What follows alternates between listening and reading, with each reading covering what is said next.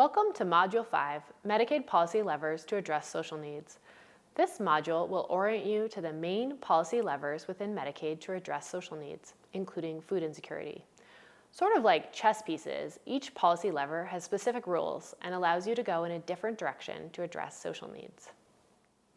There are three main ways that states can change their Medicaid programs to address food needs: state plan amendments, waivers, and Medicaid managed care flexibilities. We will talk about each of these pathways in detail. The state plan is the contract between the Centers for Medicare and Medicaid Services, or CMS, the federal government agency responsible for Medicaid, and the state Medicaid agency. State plan amendments are how states change their agreement with CMS. The state plan amendments template has a pre-populated list of options for eligibility, benefits, cost sharing, and other aspects of the Medicaid program. Some of these options are relevant to social needs, such as reimbursement for community health workers. To see an example of a state plan amendment, you can go to the CMS State Plan Amendment page, linked next to this video, and look up the Kansas State Plan Amendment for Community Health Workers that went into effect on July 1st, 2023. If a state wants to pursue a strategy that is not a state plan option, then they would have to use another policy lever like waivers or managed care regulations.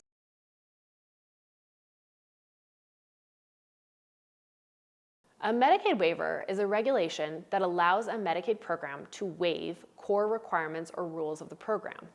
There are many different types of waivers, and several could be used to support social needs, but many waivers only support flexibility for certain populations, such as those who require long-term care. The waiver that has the most flexibility to support children and families without complex physical and behavioral health needs is 1115 waivers. While a state plan allows a state to choose between options already defined by the federal government, an 1115 waiver allows them to test new and innovative approaches in Medicaid. Notably, CMS has communicated to states that they are interested in 1115 waivers around social needs, including food. Within 1115 waivers, states can spend up to 3% of their total Medicaid budgets on health-related social needs. Up to 15% of that allocation can be spent on infrastructure, which can include things like helping community-based organizations develop the IT infrastructure they need to participate in Medicaid and bill for their services. The types of services that can be included in an 1115 waiver are nutrition, counseling, and education, medically tailored meals, food pantry stocking, and fruit and vegetable prescriptions, all of which must be linked to clinical and social risk factors. You can find your state's Medicaid waivers on the CMS State Waivers webpage linked next to this module.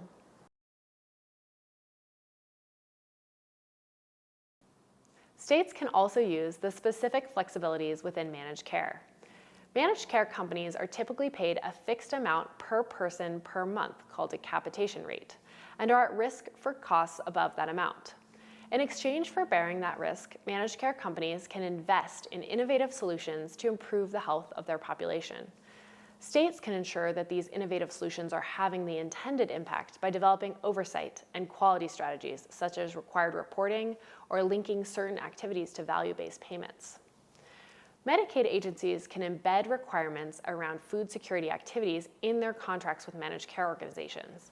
Examples of those requirements are social needs screening, engagement in social health information exchanges, care coordination, or community navigation. In addition to requiring activities around food security, this module will describe three ways that managed care companies can invest in food: profit reinvestment requirements, value-added services, and in lieu of services.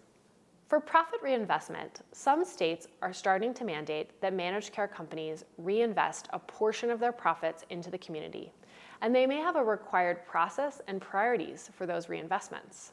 For value-added services, managed care companies can offer services that are not Medicaid benefits, but that might differentiate one plan from another and might give them a competitive advantage when the state is selecting new MCOs or Medicaid members are selecting which MCO they want to join. These value-added services might include things like food boxes for families with newborn babies, or warehouse memberships, for example, Costco.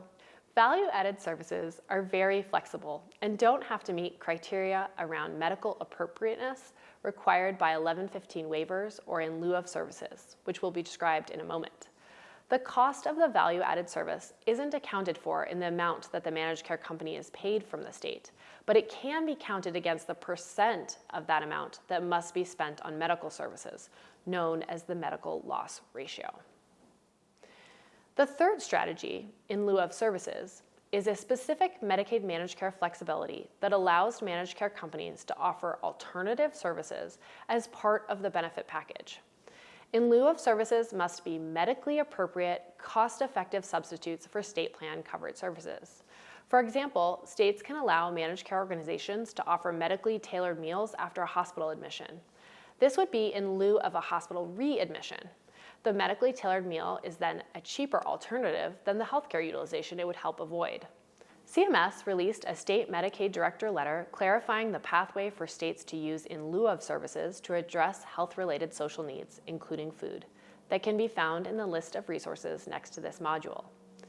In lieu of services are slightly administratively easier than waivers like 1115 waivers for a state to develop and gain CMS approval.